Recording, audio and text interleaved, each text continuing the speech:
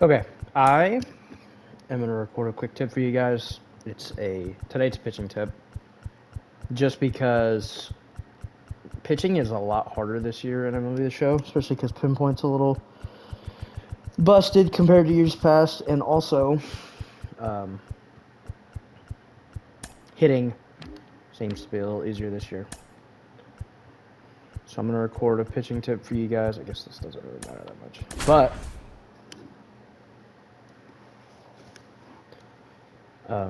this is gonna help you. And this is a pinpoint pitching tip. So if you use meter or analog or anything else, like, you can just kind of disregard this one. So we're gonna go to pitching. Sure. Here, let's go no hitter at first. Okay. So one thing I would suggest is I would pitch from this view. I would pitch from behind the plate. If you're pitching from the outfield, it's going to be really tough to, like, not locate, but just kind of see exactly where you're throwing the ball. So like this right here, this pitch is a lot different than this pitch. That's all in the zone. This is like half in, half out. But I am going to show you guys how to get to these outside parts of the plate a lot easier using Pinpoint. And so what we're going to do is I'm going to show you guys like the normal Pinpoint. We're going to start from the top. Okay, perfect pitch, blah, blah, blah, blah. Let's go slider. All right, say we want to get this slider away. It's another perfect. But if you start to get out here where you want to throw like your chase pitches, right? So right here, see how the dot kind of gets closer to the edge of the screen and it's a little bit further away to get the joystick there at the top with the little circle at the bottom, the blue circle. One of the things I like to do, especially if I'm trying to throw chase pitches, boom. You see how I did that with the marker there at the top?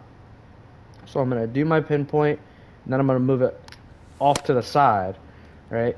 So I get a better angle to actually move the pitch in that direction. So I'll show you how to do it on this side too. It wasn't a perfect, but I still got it kind of over there. So I missed by 7 degrees, right? So I'll do it again. We're going to work over to the side. So I'm pulling down in a straight line straight across the joystick instead of having to like go in here, and then I'm starting in the middle, and then it's like, ugh, and I gotta pull in like a weird direction. What you can do is you can just start it like this. Boom, pull across. And you're more often than not, if you're gonna do that, you're gonna miss in a better direction to the side of the plate instead of trying to do this where you're trying to throw it on the side and then you're gonna miss in the middle, and that's where you're gonna get hit hard, especially on 0-2 and like chase pitches and stuff like that. So just as kind of like a general rule, you can practice this too. Come off to the side, boom, make that a straighter angle. So even if you do miss, you're missing more towards the edges and less towards the middle of the plate. It's a pretty simple tip, but not a lot of people know it exists. And then I'm going to show you guys another tip. See if there's any dudes actually in like this. Okay, this is a great example. All right, so I'm going to use Luis Castillo. And one of the things about Castillo, especially from the windup, he throws from a really low arm slot. I don't know if I can replay this. I can't. But if you see, he's got this low arm slot. And what I like to do sometimes is play with something it's called vertical attack angle, and it's basically the angle at which the pitch approaches the plate. So a sinker down in the zone is going to have a way lower vertical attack angle, right? That's an easy pitch to lay off because it's starting down and it's going to stay down. But with dudes who throw from this kind of sidearm angle, something that works a lot is four-seamers above the zone right out of the same tunnel that they throw out of. Boom, because it kind of rises. That's a pitch that's not going to get hit hard a ton. And then we can play with that off that tunnel by throwing a sinker up here. Right, so those pitches look really similar out of the hand, but it's because he throws from that low arm slot. This pitch right here looks like it rises, when this pitch down here just looks, smooth, right? This is going to be an easy one to hit. This is going to be a hard one to hit. And it works the opposite way with dudes who throw. Ooh, shoot.